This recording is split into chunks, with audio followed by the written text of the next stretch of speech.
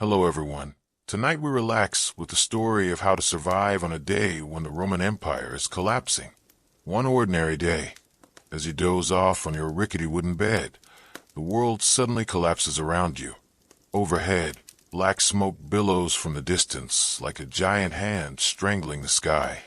Beneath your feet, the ground shakes, not from an earthquake, but from the hooves of horses, the clatter of boots, and the unheard screams of Roman soldiers. You live in a village near the Rhine, in the northwest of the empire. It used to be as peaceful as a cup of warm wine poured by a fire. But today, you smell burning leather, charred wood, and that unmistakable scent, urine of fear. A child sobs in the backyard, and you know, the end of the world has come, and no myth could have warned you. You have no armor, no sword. Only a tattercloth bag containing half a loaf of dry bread and a sheep bone from last week. You run, but where to? The first ones to run are captured. That's the first strange thing of the day. The Germans don't kill, they laugh, smash wine jugs, and then give candy to children? You witness a bearded leader put a little girl on his shoulders, then shout something that sounds like, "This is ours now." Today's historical event eyes are 406, when Germanic tribes such as the Vandals, Swabi, and Alans crossed the frozen Rhine and flooded into Gaul. It is debated, did the frost save them, or did Rome vacate its borders for a more distant battle? Historians are divided on whether the frozen river story is true or just a myth as beautiful as the first snow of the season. You don't care. You trip while trying to climb over a pile of rubble, and a piece of ancient Roman brick cuts into your hand. Blood flows. Oh, just a scratch, but you wince. Not from the pain, but from the fact that your hand once held a brush on the walls of a church. And what is it now? An old man walks past you, mumbling, carrying a small, pillow-sized statue of Jupiter, muttering in Latin, "Salve, salve, protect me." Then he disappears into the smoke. You don't know whether to pity him or envy him. At least he has someone to pray to. You stuff a few chestnuts into your pocket and look south, where there might be a city, where there might still be Romans, or at least real bread. Your steps feel heavy, as if you carry the weight of history on your shoulders. In that moment, you remember. Yesterday you argued with your neighbor about fertilizing the carrots. Life is nice when there are carrots to argue about. Weird fact you remember now. The Romans believed that plucking the hair between your eyebrows would ward off bad luck. You smirk, then actually try it. Who knows, right? You decide to head north towards Augusta Treverorum, once considered the second Rome. But you know one thing for sure. This is no longer the Roman Empire. It's a survival game. And you, who once thought of yourself as a civilized citizen, are now walking around in soggy straw shoes, your teeth chattering like two small armies trying to negotiate. You stop under a large oak tree, pulling out a cloth to wipe your sweat. Just then, a stray dog runs by, carrying a chicken leg in its mouth. You look at it and sigh. It's better than me. And then, as if by habit, you whisper, "Ave Caesar, the survivor salutes you." You have entered Augusta Treverorum, a city that once shone like a jewel on the Roman map. Now you see only ruins, deserted streets, and faces of terror, as if time has forgotten this place. You trudge through the cracked cobblestone streets, each step echoing like the echoes of a dying empire. You feel the weight of loss, like a sad song cut off mid-song. You find the central square, where in previous years the townspeople would gather to listen to the officials and enjoy wine.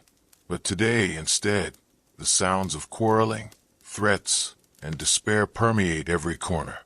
A former soldier, his armor rusting, sits on the sidewalk, his eyes glazed, telling you about how his troops fled when they heard that the empire no longer protected the northern border.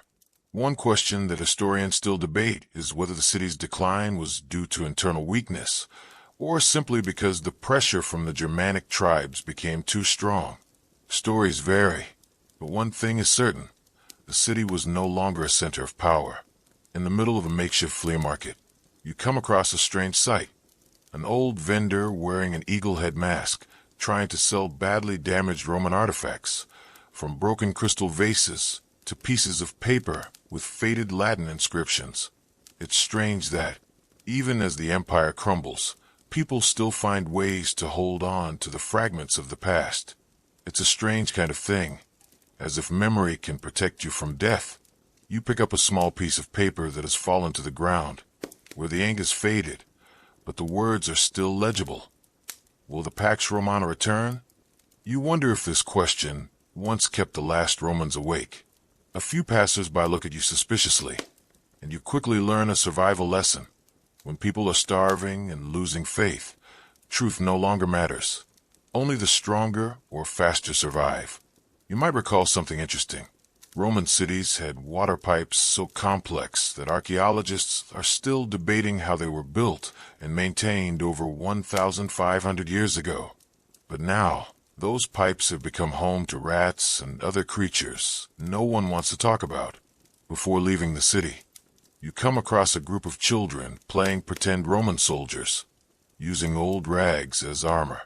They laugh and joke, not even knowing that their lives will be very different when they grow up in these ruins. You smile sarcastically and whisper, "Who would have thought that children's games are the best preparation for survival?" As you leave the city, the sunset dyes the sky red. You feel the loneliness and fear deepening, but at the same time, you know that tomorrow will be a new challenge, an adventure unprecedented in the history of the fallen empire. You leave the marble city with a small pocket, but a troubled heart. The road ahead is unpaved, with no streetlights, just dust and the lingering smell of smoke from sleepless nights. You reach a makeshift open-air market where people trade food for worn-out silver coins or simply for something else. A handful of beans for a piece of dried meat, or a wooden spoon for a few grains of barley. You push your way through the crowd, trying to trade a few radishes for a piece of charred bread. The heat from the old bakery reminds you of the good old days, when the bread would bake evenly and smell delicious. Now the oven is a smoldering fire. The bread is hard and smells burnt, a cruel reminder that the golden age is gone. A woman with white hair sitting in a corner of the market whispers to you something you will never forget. The Roman god who once protected the empire has left, and the world is entering an era of chaos. You smirk, because this truth sounds more like a myth than a reality, but her eyes are filled with determination and fear. You wonder, do gods really know when to leave? You look around, watching people bartering, and notice something strange. Amidst the chaos, burnt bread seems more precious than gold. An old man quietly hides a small piece of bread under his shirt, as if it is the only treasure that will keep him alive until tomorrow. Historians still debate whether food was the main cause of the empire's decline. Some say food shortages caused social instability, while others say corruption and division among the leadership were the real causes of Rome's downfall. You might think it's simpler. Everyone had to eat, and without bread, you wouldn't last until tomorrow. You find yourself part of a strange survival game whose rules keep changing. Today you might trade bread for radishes. Tomorrow you might have to trade your coat for clean water. You remember an old story you heard from a wandering storyteller. In ancient times, the Romans had a saying, "Panem et circenses," bread and games, but now there is only bread. Even though the light-hearted jokes you heard still ring in your head. Why didn't the Romans wear sunscreen? Because they didn't want to turn red like the sides of a battleship. You just smile wryly now, knowing that even jokes have to give way to harsh truths. You hide in a dark corner of the market, still clutching a piece of burnt bread. The smell of smoke, ash, and bread mingles together, making you feel like you are part of the chaos left by the empire. You wonder, is today the last day that bread will exist, or will you have to experience many more days like this? You leave the makeshift market, your steps heavy as the sun begins to set. The smell of smoke and dust still lingers, like a film that cannot be washed away. But now you have another plan, to make your way to the Roman border post, where you hear a few soldiers are still holding out, trying to defend the last remnants of the empire from the encroaching tribes. The road to the fort was rough, winding through the wild fields. You remember the last time you had stood in these fields, last fall, when the golden wheat had swayed in the breeze, but now there was only burnt grass and horse tracks mixed with the traces of conflict. When you arrive at the fort, the sight takes your breath away. The wall is partially destroyed. The sentries stand wearily, their faces ashen. One of them recognizes you, but instead of being happy, they look at you as if you were part of the coming storm. A young soldier asks, "Do you have bullets? Do you have medicine?" You shake your head. Only a few pieces of burnt bread remain. You remember that today is the day Emperor Honorius announced his withdrawal from Britannia, a decision that historians still fiercely debate. Some see it as a pragmatic move to protect the rest of the empire, while others see it as the first sign of total collapse. You're not sure who to believe, but you know one thing for sure. You're being abandoned, and you have to save yourself. In the fort, you hear a strange story. A Roman soldier used his own shield to protect a group of children from a rain of mines, despite his own punctured shield. They say it was the ultimate symbol of loyalty and sacrifice in these dark times. You picture the image and wonder if you have the courage to do the same. You stand there, in the middle of the broken wall, listening to the wind whistling through the cracks in the stones.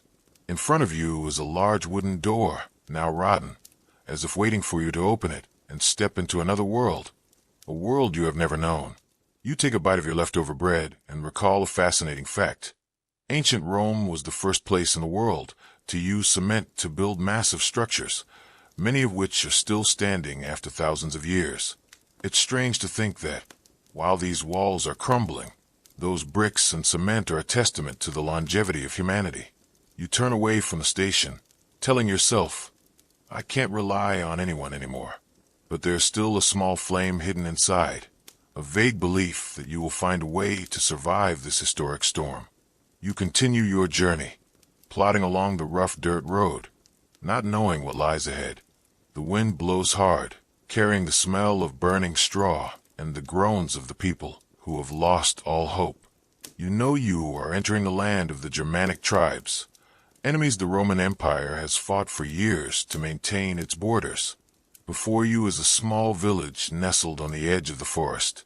Simple wooden houses, thatched roofs, and thin smoke from their stoves. It seems like this is the only place of peace in the chaotic land. You approach quietly, your eyes scanning every shadow. A tall man, dressed in a fur cloak, approaches you with a questioning gaze. You quickly recognize him as a tribal leader who has fought the Romans many times. You try not to show your fear, though your heart is pounding. You may recall an interesting fact. Although they were considered enemies of Rome, the Germanic tribes were very good at using guerrilla tactics, using the mountainous terrain to set up surprise ambushes. There is a heated debate among historians about whether these tribes actually weakened Rome or just took advantage of the weakened empire. The man placed his hand on the blade of his sword and said in a low voice, "You are not an enemy if you know how to live together. Tell me your story." You knew this was your only chance to survive, and began to tell of the days when the empire was crumbling, of abandoned cities, and of fighting for a piece of burnt bread. He chuckled, then told a sarcastic story. A Roman soldier asked me, "Why don't the Germans make cement like you?" I replied, "Because we build houses to live in, not to make statues." You chuckled, although the joke sounded cold. It helped you see the rawness and authenticity of life here. You were invited into the village, and gradually understand that, despite the harsh life, the people here have their own traditions and laws, and most importantly, a close-knit community to survive. You wonder if the Roman Empire could learn anything from them. At night, by the campfire, you sit with your new acquaintances, listening to them tell you tribal legends, their triumphs and failures. You wonder, could it be that amidst the ruins of an empire, a new form of life, based on simplicity and resilience, has emerged? You wake up by a small fire, the smell of smoke and damp wood filling your nostrils. The cool morning air wakes you up, but it also reminds you that the day ahead will be no easier than the day before. You look around. and see the villagers getting ready to do their jobs. Men mending fences, mothers tending to children. Life goes on, albeit in chaos. You recall the historical story of the Battle of Teutoburg Forest in 9 AD, where a coalition of Germanic tribes utterly defeated the Roman army under Varus. The actual impact of that defeat on the decline of the empire is still hotly debated. Was this the beginning of a permanent Roman retreat from the northern lands? You see it as a warning that has been written into history. A man in your village tells you about a strange custom. Every time a child is born, they hang a necklace made of animal teeth around their neck to ward off evil spirits. You laugh softly at the thought, wondering if historians have ever noticed such small but important customs. As you talk, you learn that survival in the village is not just about strength or weapons, but also about adaptability and connection to nature. They know how to find clean water, hunt, and especially store food for the harsh winters, something that the Roman cities of the past sometimes forgot. You begin to realize an interesting fact. Although the Roman Empire had a complex system of roads and irrigation, the rigidity of its administration and the centralization of power sometimes deprived it of the flexibility needed to survive difficult times. This is also a subject that is still debated in academic circles. You try to chuckle a little, thinking to yourself, they probably don't have a weather app to tell you how cold this winter is going to be. A little joke lightens your mood in this grim moment. You walk around the village, feeling the breath of the earth, the chirping of the birds, and a strange sense of harmony with these primitive people. You know that if you want to survive, you must learn to live with them, learn to be as tough and yet as soft as the Mother Earth that shelters the seeds of the future. You wake up as the first rays of sunlight filter through the leaves, illuminating the dew on the leaves and rippling the ground. The crisp morning air of the forest brings you a rare moment of calm in this historic storm. But you cannot sleep in. Survival waits for no one. You follow a group of tribal hunters, preparing to go deep into the forest to find food. They teach you how to hold a bow, how to walk softly so as not to scare away animals. You recall the story of Roman bow and arrow techniques, which were famous, but not as flexible as the guerrilla hunting of the Germanic tribes. This makes you think of a debate among historians. Was Roman military power truly invincible, or was it just a facade, and in reality vulnerable to small, agile forces? Along the way, you see large animal tracks, maybe deer or elk. You try to follow them with your eyes and memory, and at the same time listen to the birds singing like a natural symphony, somewhat easing the constant feeling of tension. One of the hunters tells you a funny story about a Roman who tried to hunt a squirrel with the dagger, only to slip and fall into the bushes and become the laughingstock of the entire tribe. You can't help but laugh, thinking to yourself that you're no better than that Roman. After a few hours of walking, the hunter spots signs of a herd of deer. They are silent, working together with a kind of coordination you never saw in rigid Roman soldiers. One successful shot, and you witness the simple joy of a meal guaranteed for the day. When you return to the village, you feel the difference between the wild way of life and the urban civilization you are used to. Here, every meal is not taken for granted, but the result of cooperation and survival skills. Do you remember an interesting thing? The ancient Romans had very complex eating habits with many elaborate dishes, from fermented fish sauce to expensive wine, while these tribesmen only needed simple, nutritious meals. You feel a little tired, but also full of energy. The feeling of being alive and in harmony with nature makes you realize something important. Life is not just about survival, but also about how you choose to survive. You walk deep into the old forest, feel the rustling of leaves under your feet. Your breath blends with the chirping of birds. The fresh air reminds you of the cobblestone streets of ancient Rome, where you once dreamed of a stable life, protected by thousands of soldiers. But now you live in a different world. The once glorious Roman Empire is crumbling, like a sand castle washed away by the sea. Historians still debate whether Emperor Honorius' retreat from Britannia was a sound strategic decision or a harbinger of total doom. You wonder what comes next. In the forest, you find a small cave where a group of tribesmen are taking shelter. They tell you that other tribes are increasingly moving south, looking for land and food. You hear a strange story. A tribesman used a buffalo horn as a whistle, alerting the whole village to defend itself when the enemy approached. A creative idea in the midst of chaos and deprivation. You also hear light-hearted jokes told around the campfire as a way to keep spirits up. One of them is about a Roman who tried to learn German, but ended up pronouncing it so badly that the locals misunderstood it as, "Do you want chicken feet?" instead of, "Do you have water?" You chuckle, remembering the time you got a simple sentence wrong in the local language, and people looked at you in amazement. You realize that in the most difficult situations, humor and adaptability are what keep people alive. Even if you no longer have Roman armor or a shiny sword, you can learn to live with nature and these new people. Interestingly, although the Roman Empire built formidable roads and fortifications, it was ill-prepared for the chaos that would follow as the system disintegrated. Meanwhile, the tribes were resilient, relying on their collective strength and survival wisdom. It is a never-ending debate among historians whether the empire could have learned from the very people it once considered its enemies. You sit by the fire, look up at the starry sky, and tell yourself, just one more day. As long as I live, this story is not over. You emerge from the forest onto the vast plains that were once the heart of the Roman Empire. But now the cobblestone streets are cracked, weeds grow in every crack, and the ruins of once magnificent villas are mere shadows of the past. You recall a historical event. In 410 AD, Rome was besieged and captured by the Visigoths, led by Alaric for the first time in nearly 800 years. This event not only marked the decline of the empire, but also shook the world at that time. You wonder if you could survive in a city that was now in ruins. Wandering through the ruined streets, you find a group of people trying to protect what little they have left. They share that while the invaders often took gold and silver, they managed to keep the essentials of life.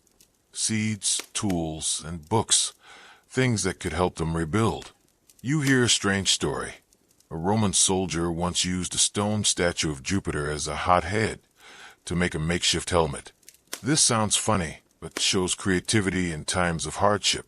This story reminds you of an ongoing debate among scholars about whether the fall of the empire was truly the end or just a transition to a new era where other cultures would inherit and develop Roman values.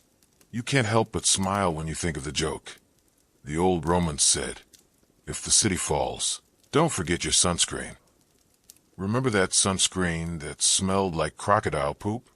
It was an unforgettable experience. While traces of the past remain, you know that the future belongs to those who adapt, who learn from the past, but don't get stuck in it. You continue south, where the forests give way to wider plains. The air warms, and you can feel the change in climate, what the Romans called the summer of calamities. This is also the time when tribes are most likely to migrate, fleeing devastated lands. You recall a prominent historical event, the retreat of Emperor Honorius from Britannia in 410 AD, which plunged the island into chaos. This event remains the subject of much scholarly debate, with some arguing that it was an act of conserving power, while others see it as the final sign of the empire's disintegration.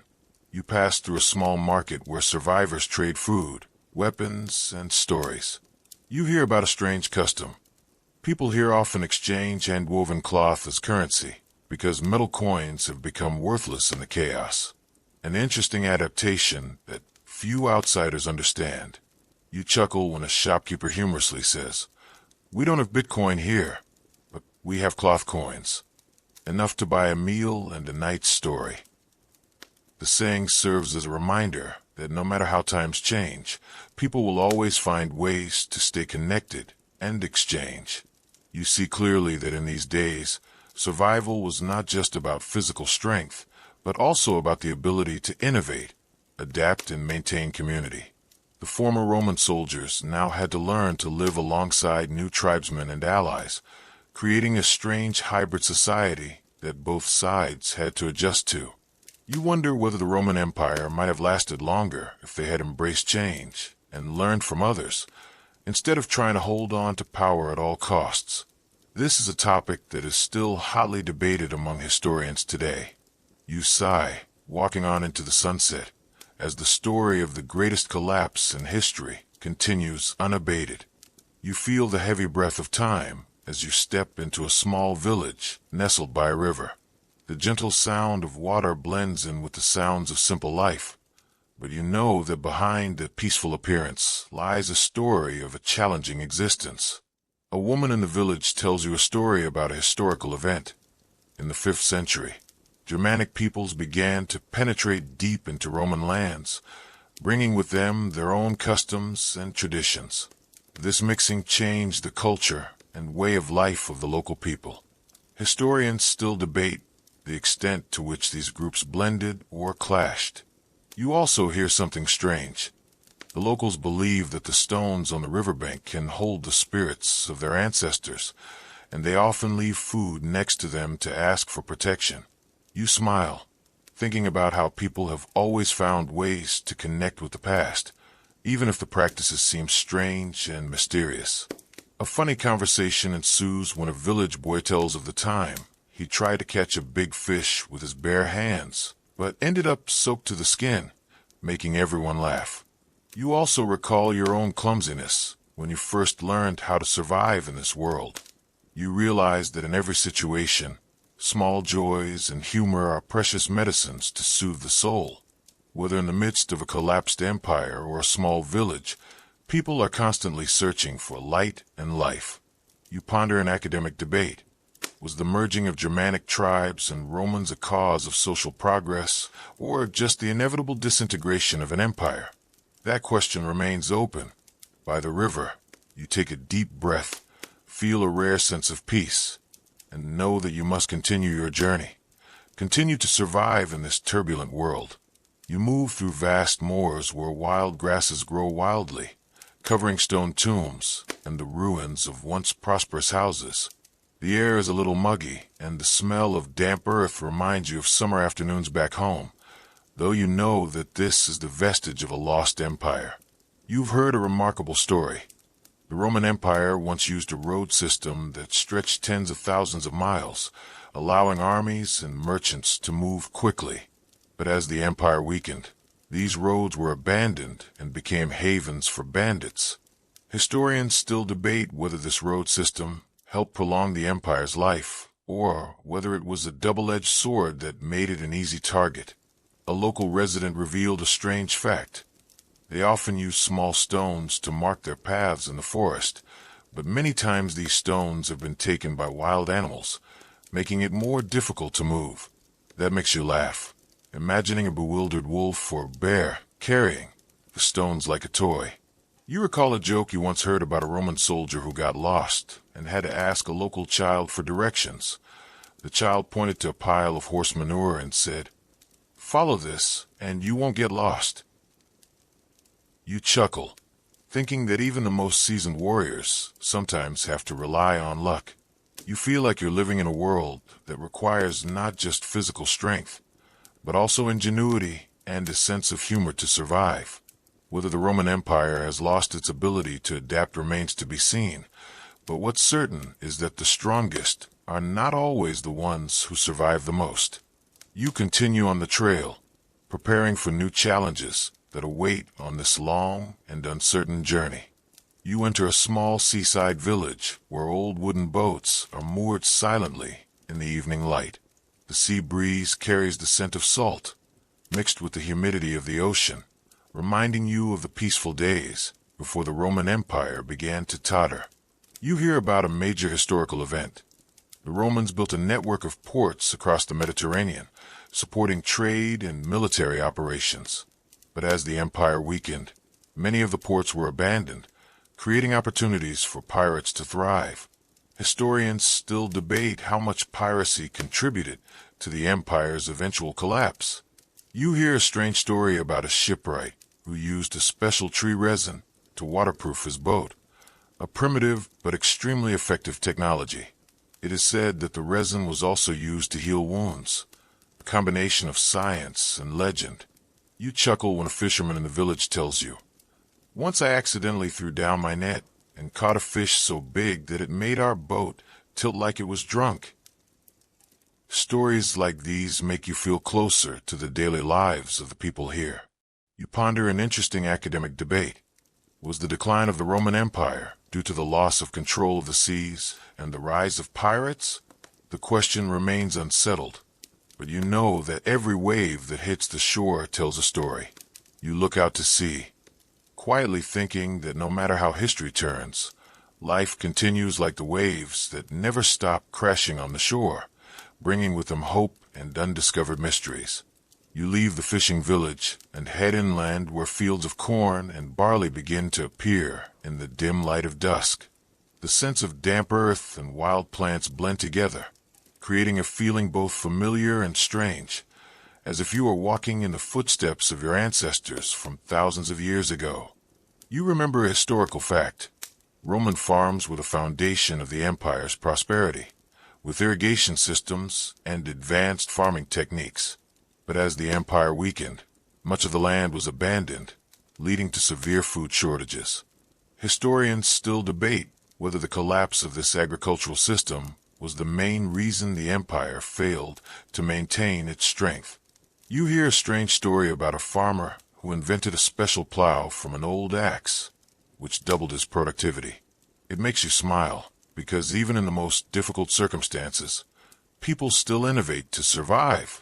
You also can't help but laugh when a villager tells of how he once tried to teach his dog to plow, but the dog just wanted to run after the chickens and steal food. A humorous yet very true situation. You realize that no matter how things change, perseverance and optimism are still the key factors in life. Another academic debate you remember is about the role of peasants in post-imperial reconstruction, whether they were truly the unsung heroes or just the most disadvantaged. You take a deep breath, letting the scent of earth and grass permeate every breath, feeling life creeping back into this once-forgotten land.